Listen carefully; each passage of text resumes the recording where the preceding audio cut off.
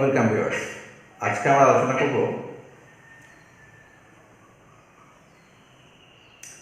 জীবদেহের গঠনগত ও কার্যগত একক কোষ নিয়ে। এই যে আমরা কোষ বলছি, এই কোষ ব্যাপারটা হলো জীবদেহের গঠনগত কার্যগত একক। ব্যাপারটা অনেকটা ঠিক যেমন একটা বাড়ি, অনেকগুলো ইট দিয়ে তৈরি হয় একটা পাকা বাড়ি। তাহলে ইট সেক্ষেত্রে হচ্ছে বাড়ি তৈরির একক বলতে পারি আমরা। একটা পুঁতির মালা যেমন পুঁতি দিয়ে তৈরি হয়, সেক্ষেত্রে পুঁতি হলো ওই মালা তৈরির একক। ঠিক তেমনই জীবদের গঠনগত কার্যগত একক হলো কোষ। অনেক সময় দেখা যায় একটি মাত্র কোষ দিয়ে একটি জীবদেহ তৈরি হয়, যেমন অ্যামিবা।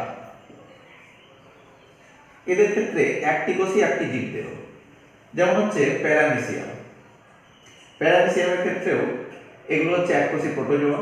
এদেরও দেখা যায় একটি কোষেই একটি জীবদেহ তৈরি হয়, প্যারামিসিয়াম।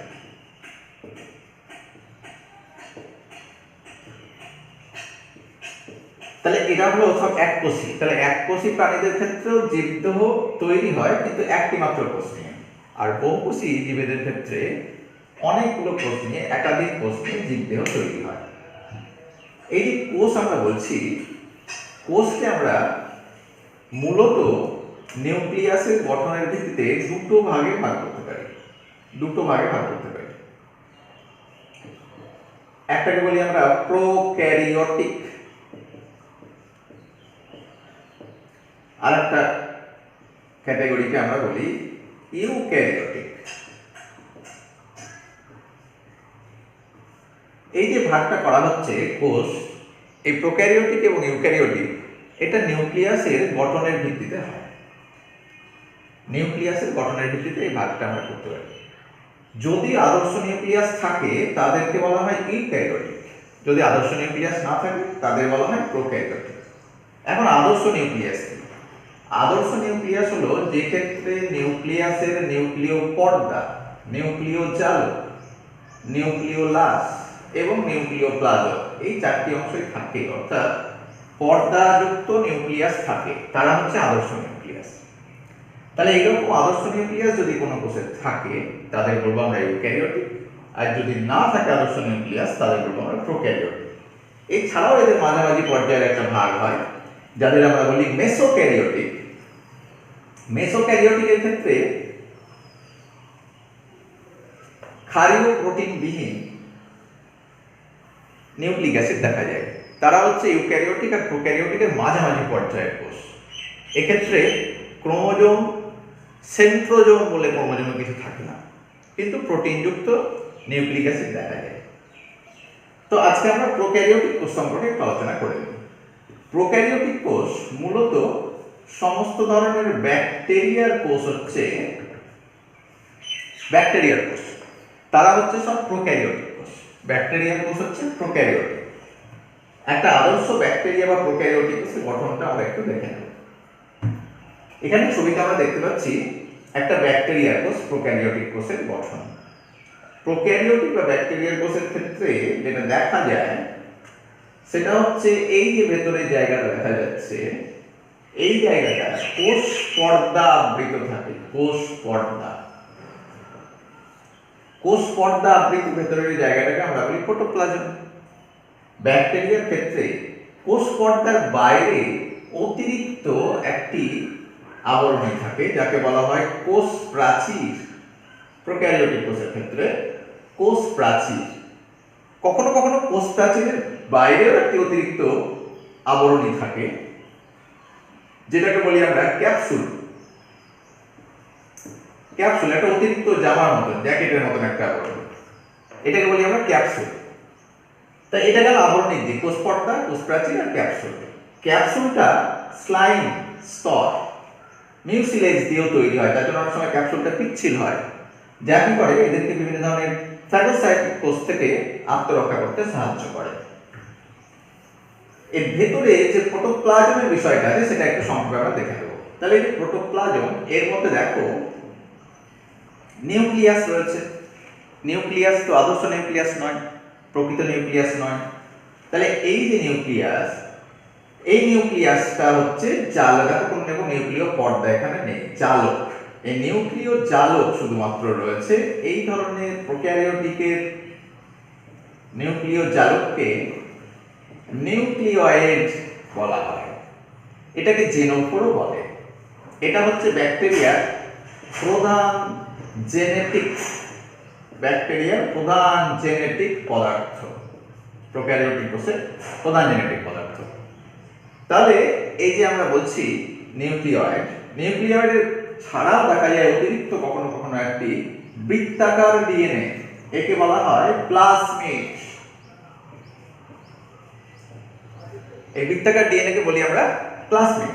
এটা কি জেনেটিক পদার্থ ছাড়া এই প্লাজমিড হচ্ছে একটা অতিরিক্ত ডিএনএ, বৃত্তাকার ডিএনএ, যেটা অনেক সময় ব্যাকটেরিয়াকে কিছু সাহায্য করে, যেমন হচ্ছে অ্যান্টিবায়োটিক প্রতিরোধ করতে বা কোনো টক্সিক ম্যাটার তৈরি করতে সাহায্য করে প্লাজমিড। ব্যাকটেরিয়ার এই যে আমরা ব্যাকটেরিয়ার যে কোষ পর্দা আমরা বললাম, এই যে প্লাজমা পর্দা, এটা ভেতরের দিকে ভাঁজ হয়ে বিভিন্ন ধরনের গঠন তৈরি করে। যেমন এখানে ভেতরের দিকে ভাঁজ হয়ে সাইটোপ্লাজমের দিকে এটা প্রবেশ করেছে। এই অংশটা, এই ধরনের গঠনকে আমরা বলি, একে বলা হয় মেসোজোম। এই ধরনের গঠনকে আমরা বলি মেসোজোম। অর্থাৎ কোষ পর্দা যখন ভেতরের দিকে এরকম ভাঁজ হয়ে যায় তখন আমরা বলি মেসোজোম। এই মেসোজোম দু রকম হয়। এখানে দেখো মেসোজোমগুলো যেন এই প্রোটোপ্লাজমীয় অংশটাকে চেম্বার বা প্রকোষ্ঠে ভাগ করেছে। তারপর এখান থেকে মনে হচ্ছে একটা চেম্বার, এটা একটা চেম্বার, এটা একটা চেম্বার। তাহলে যখন এইরকম চেম্বারে ভাগ করে তখন এই মেসোজোমগুলোকে বলবো আমরা সেপ্টাল বা ব্যবহার, তখন এদেরকে বলবো আমরা সেপ্টাল মেসোজোম। সেপ্টাল। আর যখন মেসোজোম এক্ষেত্রে ল্যাটেরাল বা পার্শ্বীয়, কারণ একেবারে কোষ পর্দার প্রোটোপ্লাজমের পার্শ্বীয় অঞ্চলে রয়েছে, তাই জন্য এটাকে বলছি আমরা পার্শ্বীয় মেসোজোম। মেসোজোমে শ্বসন বস্তু থাকে, অর্থাৎ এটা শ্বসন উৎসেচক থাকে। শ্বসন উৎসেচক থাকার জন্য মেসোজোমকে অনেকে ইউক্যারিওটিক কোষের মাইটোকন্ড্রিয়ার সঙ্গে তুলনা করে থাকেন। তাহলে এই গেল মেসোজোমের পরিচিতি। কখনো কখনো দেখা যায় কোষ পর্দা ভেতরের দিকে ভাঁজ হয়ে সালোক সংশ্লেষীয়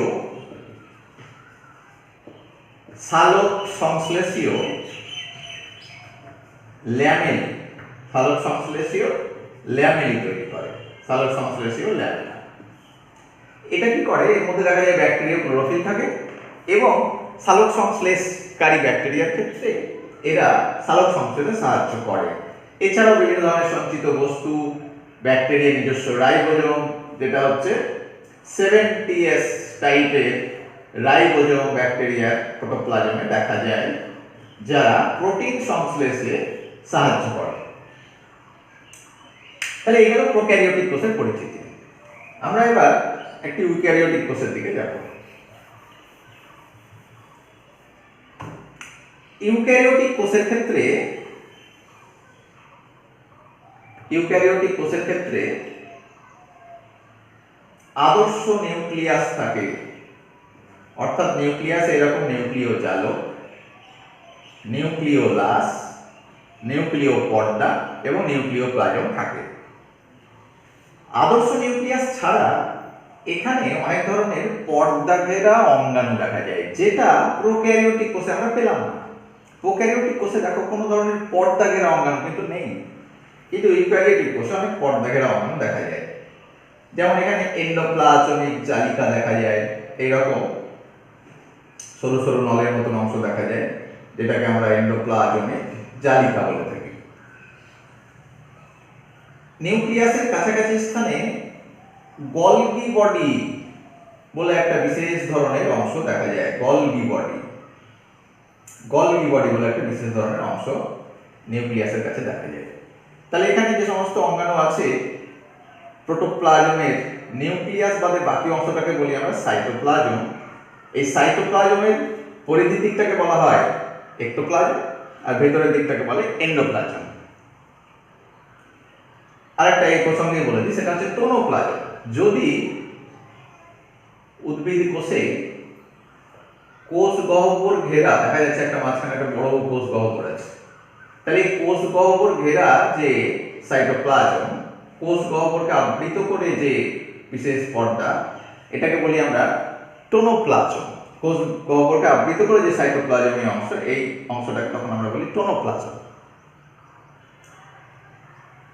তো এই যে আমরা অঙ্গাণুগুলো বলছি ইউক্যারিওটিক কোষে, তাহলে এখানে দেখা যায় এন্ডোপ্লাজমীয় জালিকা, এখানে দেখা যায় গলগি বডি, এখানে দেখা যায় মাইটোকন্ড্রিয়া।